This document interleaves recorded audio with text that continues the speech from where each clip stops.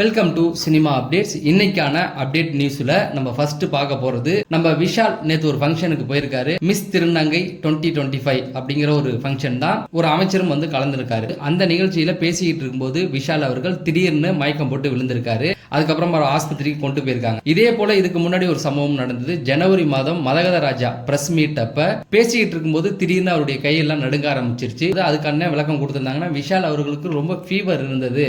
அந்த ஃபீவர் காரணமா தான் அவருக்கு அந்த கை கால் நடுங்க ஆரம்பிச்சது அப்படின்னு சொல்லியிருந்தாங்க. அதுக்கப்புறம் அதோடைய சக்சஸ் மீட்ல வரும்போது அதையே அவர் கலாச்சிருந்தாரு. நல்லா பிரிஸ்கா வந்திருந்தாரு. எதுக்கு சொல்றேன்னா, மரகத ராஜா படத்துல பாத்தீங்கன்னா சிக்ஸ் பேக் வச்சு அவ்வளவு ஃபிட்டா இருந்திருப்பாரு. அந்த படத்தோடைய பிரஸ் மீட்லயே அவருக்கு வந்து இப்படி ஆனதை வச்சு பெரிய விஷயங்கள்லாம் பேசப்பட்டுச்சு. அவருக்கு வந்து அந்த வியாதி இருக்கு, இந்த வியாதி இருக்கு, அப்படி பண்ணாரு, இப்படி பண்ணாரு, அதை பண்ணாரு, இதை பண்ணாருன்னு சொல்லி நிறைய விஷயங்கள் வந்து சோசியல் மீடியால போயிட்டு இருந்தது. அவரே சக்சஸ் மீட்ல வந்து அந்த விஷயத்தை கலாய்க்கும் போது அதை ஃப்ரீயா விட்டுட்டாங்க. இப்ப என்னாச்சு அப்படின்னா, நேத்து வந்து அந்த மிஸ் திருநங்கை 2025 அந்த ஒரு ஃபங்க்ஷன்ல அவர் வந்து கலந்துருக்காரு. அப்படி கலந்துருக்கும் போது பேசி இருக்கும்போது திடீர்னு மயங்கி விழுந்துட்டாரு. மயங்கி விழுந்தோடனே அவரை வந்து ஆஸ்பத்திரி கூட்டு போயிருக்காங்க. அங்க கூட்டு போனோன்னா அப்புறம் அவருக்கு வந்து சரியாயிடுச்சு அப்படிங்கிற மாதிரி சொல்லியிருக்காங்களே தவிர அவருக்கு என்ன பிரச்சனை அப்படிங்கறத வந்து இது வரைக்கும் சொல்லல.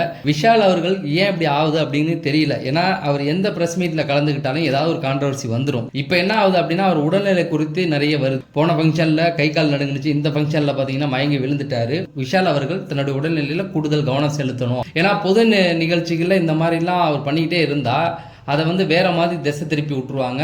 அதனால விஷால் அவர்கள் தன் உடல்நிலைக்கு வந்து கூடுதலாக கவனம் செலுத்தணும் அப்படிங்கிறது தான். அடுத்து பார்த்தீங்க அப்படின்னா, சிவகார்த்திகேயன் வந்து ஒரு மோகன்லால் கூட ஒரு படம் பண்ண போறாரு அப்படிங்கிற ஒரு செய்தி வந்தது. என்ன அப்படின்னு விசாரிச்சு பார்க்கும்பொழுது, சிவகார்த்திகேயன் வந்து இப்ப மதராசி படம் பண்ணிக்கிட்டு இருக்காரு. எனக்கு தெரிஞ்சு சிக்கந்தர் படம் வந்து ஹிந்தியில அட்ட பிளாப். முருகதாஸ் படத்துல ஹீரோக்கள் எவ்வளவு நல்லது பண்ணுவாங்க, அதே போலதான் அங்க சல்மான் கானும் பண்ணிக்கிட்டு இருந்தாரு. கதை எடுப்படல. என்னை பொறுத்த வரைக்கும் முருகதாஸுக்குன்னு ஒரு காலம் இருந்தது, அந்த காலம் முடிஞ்சு போச்சு, அவ்வளவுதான். ஏன்னு கேட்டீங்கன்னா, அவர் இப்போ சமீபத்தில் பண்ணுற எல்லா படமுமே வந்து ரொம்ப ஃப்ளாப்பாக போகுது. சர்க்கார் படம் தான் அவருக்கு கடைசியாக ஹிட் ஆச்சு. அதுவும் வந்து தளபதி விஜய்க்காக ஹிட் ஆன படம். அது நிறைய கான்ட்ரவர்சி இருந்தது, ஏடிஎம்கே சார்ந்த சர்ச்சைகள் இருந்தது. அதை வச்சு அந்த படத்தை வந்து ஒப்பேத்திட்டாங்க. அதுக்கப்புறமேட்டுக்கு அப்பயே விஜய் சார் வந்து இவரை புரிஞ்சுக்கிட்டார். இவர்கிட்ட சரக்கு இல்லை, இனிமேல் இவரை கூட சேர்த்துக்க முடியாது அப்படின்னு சொல்லி அடுத்தது ஒரு படம் பண்றதா இருந்தது, அதை வந்து கேன்சல் பண்ணிட்டாரு. அதுக்கப்புறமேட்டுக்கு தான் சிக்கந்தர் படம் பண்ணாரு. அது வந்து அட்ட ஃபிளாப்பா போயிடுச்சு. அதுக்கப்புறமேட்டுக்கு தர்பார் படம் பண்ணாரு. கிட்டத்தட்ட ரஜினி சார் பண்ண படங்களே மோசமான படங்கள்ல அந்த படமும் ஒண்ணு. அந்த அளவுக்கு பேர் வாங்கி கொடுத்துட்டாரு. சரி, எதுக்கு சொல்றேன்னா, சிவகார்த்திகேயன் கொஞ்சம் யோசிச்சிருக்கலாம். மதராசி படம் வந்து ஒரு தமிழுக்கும் ஹிந்திக்கும் உள்ள ஒரு பிரச்சனையை சார்ந்து உள்ள படம் அப்படின்னு சொல்லி சொல்றாரு. இதுக்கு முன்னாடி சிக்கந்தர் படம் வந்து ஹிந்தியில சல்மான் கான் வச்சு படம் பண்ணிட்டு தமிழுக்கும் ஹிந்திக்கும் உள்ள ஒரு பிரச்சனையை பத்தி இவர் பேச போறாரு அப்படிங்கிற மாதிரி சொல்லிக்கிட்டு இருக்காரு. அதுக்கப்புறமேட்டுக்கு சிவகார்த்திகேயன் என்ன படம் பண்ண போறாரு அப்படின்னு பாத்தீங்கன்னா, வெங்கட் பிரபு கூட ஒரு படம் பண்றதா இருந்தது. ஏன்னா அதை வச்சுதான் வந்து அவர் கோட் படத்திலையும் ஒரு கேமியோ பண்ணியிருந்தாரு. இப்போ வெங்கட் பிரபு கதையை ரெடி பண்ணலையா, கொஞ்சம் டைம் எடுக்கும் அப்படின்னும் பொழுது டான் படத்தை எடுத்த சிபி சக்கரவர்த்தி இருக்கார் இல்லையா, அவர்கிட்ட வந்து ஒரு கதை கேட்டிருக்காராம். அவர் வந்து தெலுங்குல நானியை வச்சு ஒரு படம் பண்றதுக்காக போயிட்டாராம். சரி, இப்போ யாரை வச்சு படம் பண்ணலாம் அப்படின்னும் போது சமீபத்தில் குட் நைட் அப்படின்னு சொல்லி ஒரு படம் வந்து ரிலீஸ் ஆயிருந்தது. அந்த படத்தை இயக்குன விநாயக் சந்திரசேகர் அப்படிங்கிறத தான் இந்த படத்தை வந்து கொடுத்துருக்காராம். இந்த படம் அப்பா பையன் சென்டிமெண்ட்டை மையமாக வச்சு எழுதப்பட்டிருக்க ஒரு கதையாம். ஒரு காலத்தில் சிவகார்த்திகேயன்னா ரஜினி முருகன், வருத்தப்படாத வாலிபர் சங்கம், இப்படி காமெடி படமாக கொடுத்துக்கிட்டு இருந்தாரு. இப்போ பார்த்தீங்க அப்படின்னா அமரன், பராசக்தி, மதராசி, இப்படி சீரியஸான படங்கள் நடிக்க ஆரம்பிச்சிட்டாரு. எப்படியோ அவர் படங்கள் ஓடுனா சந்தோஷம்தான். இதை பற்றின அப்டேட்டுகள் இன்னும் நிறைய இருக்கு, அதை வந்து நம்ம தொடர்ந்து பேசலாம். அதுக்கப்புறம் எஸ்டிஆர் 49 படத்தில் சிம்பு வந்து ஒரு ஸ்டூடெண்டாக வரப்போறாராம். இதுக்கு முன்னாடி மன்மதன் படத்துலையும் ஸ்டூடெண்டா வந்திருப்பாரு, குத்து, இப்படி நிறைய படங்கள்ல ஸ்டூடெண்டா வந்திருப்பாரு. இந்த படத்துல அவர் கூட சந்தானமும் நடிக்க போறாராம். இனிமே இப்படிதான் அப்படிங்கிற ஒரு படத்துல சந்தானம் நடிச்சிருந்தாரு. அந்த படத்துடைய ஆடியோ லான்ச்சில் ஆர்யா வந்து சொல்லியிருப்பாரு, இனிமே நான் ஹீரோ தான் அப்படிங்கிறது தான் அந்த டைட்டில், ஆனால் அது வச்சா நல்லா இருக்காது அப்படிங்கிறதுக்கு தான் இனிமே இப்படி தான் அப்படிங்கிற மாதிரி வச்சிருக்காரு அப்படிங்கிற மாதிரி சொல்லியிருப்பாரு. எதுக்கு சொல்கிறேன்னா, அதுக்கப்புறமேட்டுக்கு சந்தானம் வந்து யார் கூடயும் நடிக்கிறதா இல்லை. ஆனால் அஜித்துக்காக நடிக்கிறதா இருந்தார் விக்னேஷ்வன் இயக்க போகிற ஒரு படத்தில். ஆனால் அந்த படத்துக்கு என்ன ஆச்சுன்னு உங்களுக்கே தெரியும். ஏன்னா அஜித் சாருக்கு வந்து கதை பிடிக்கல, மாற்ற சொல்லியிருந்தாரு. இவரும் நயன்தாராவும் போய் லைக்கா கிட்ட டைரக்டா பேசி அந்த கதையை ஓகே பண்ணிட்டாங்க, அதனால வேணான்ட்டாரு. ஆனால் அந்த படத்தில் சந்தானம் நடிக்கிறதா இருந்தது. அதுக்கு அஜித் சார் அவருக்கு ஒரு வாக்குறுதி கொடுத்திருந்தாரு, உங்களை நான் ஒரு காமெடியை மட்டும் யூஸ் பண்ண மாட்டேன், கண்டிப்பாக ஒரு செகண்ட் ஹீரோவை நீங்கள் வருவீங்க அப்படிங்கிற மாதிரி சொல்லியிருந்தாரு. எதுக்கு சொல்கிறேன்னா, இப்போ சிம்புவும் அந்த வாக்குறுதியை கொடுத்துருக்காராம். ஏன்னா இந்த படத்தில் சந்தானம் அவர்கள் வெறும் காமெடியன் மட்டும் கிடையாதான், செகண்ட் ஹீரோவாக தான் வரப்போறாராம். இது வரைக்கும் ரஜினி சார், விஜய் சார் படங்களில் கூட அவர் ஹீரோவாக நடித்ததுக்கப்புறம் வேறு யார் கூடயும் காமெடியனாக நடிக்கிறதுன்னு முடிவு எடுத்துட்டாரு. ஆனால் சிம்பு கேட்ட உடனே அவர் நடிக்க ஒத்துக்கிட்டாரு அப்படின்னா சிம்பு மேலே வச்சிருக்க அந்த ஒரு மரியாதை இன்னைக்கு இந்த இடத்துல இருக்காருன்னா சிம்பு கொடுத்த அந்த ஒரு வாய்ப்பு தான். முதல் படம் வாய்ப்பு கொடுத்தது இல்லாமல் அதுக்கப்புறம் எஸ்.ஜே. சூர்யாட்ட சொல்லியும் வாய்ப்பு கொடுத்துருக்காரு. இது எல்லாத்தையும் தாண்டி தல அஜித்தை வந்து அவருக்கு ரொம்ப பர்சனலாகவே பிடிக்கும். அதனால தான் அவர் கூட வந்து நடிக்க ஒத்துக்கிட்டாரு. டிடி நெக்ஸ்ட் லெவல் அப்படின்னு சந்தானத்தோடைய ஒரு படம் வந்து ரிலீஸ் ஆக போகுது. கிட்டத்தட்ட ஹாலிவுட்டோடைய காப்பி தான் இந்த படம். அர்னால்டு வந்து ஒரு படம் பண்ணியிருப்பாரு.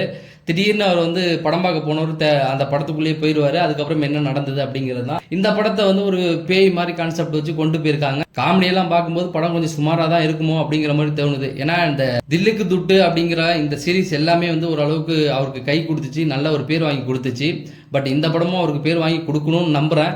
எதுக்கு சொல்கிறேன் அப்படின்னு பார்த்தீங்கன்னா, சந்தானம் ஹீரோவாக நடிக்கிற எந்த படமும் இப்போ சமீபத்தில் சரியாக போகிறது கிடையாது. எல்லாமே சுவாராக தான் போயிட்டுருக்கு. இவருக்கு பின்னாடி வந்த சூரி கூட ஓரளவுக்கு முன்னேறி வந்துட்டார். சந்தானம் இன்னும் காமெடியனாகவே தான் ட்ராவல் பண்ணிக்கிட்டு இருக்காரு. ஆனால் சூரியை பார்த்தீங்கன்னா ஆக்ஷன் ரோலில் பிச்சை எடுக்க ஆரம்பிச்சிட்டாரு. ஏன்னா இப்போ கருடன் படத்துடைய அந்த ஃபர்ஸ்ட் சிங்கிள் அவர் ஓடி ஒருவர் வில்லனை துரத்திக்கிட்டார். அந்த ஒரு ஷாட்டே போதும். பெரிய ஆக்ஷன் ஹீரோ பண்ண வேண்டிய ஒரு விஷயத்த சூரி ரொம்ப சிம்பிளாகவே பண்ணி முடிச்சிட்டாரு. போகிற போக்கில் பார்த்தா சந்தானத்தை தாண்டி போயிடுவார் அப்படிங்கிறது தான். எதுக்கு சொல்கிறேன்னா, இப்போ சந்தானத்துடைய டிடி நெக்ஸ்ட் லெவலும் இவர் சூரியோடைய மாமன் படமும் வந்து ரிலீஸ் ஆக போகுது.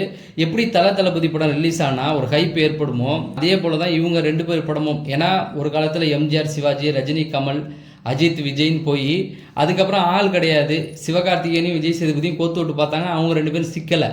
ஆனால் இப்போ வந்து ஆடியன்ஸ் வந்து சந்தானத்தையும் சூரியன் தான் இப்போ கோத்து விட்டுட்டு இருக்காங்க. இவங்க 2 பேர் படமும் சொல்லி வச்ச மாதிரி ஒரே நேரத்தில் வேற ரிலீஸ் ஆக போகுது.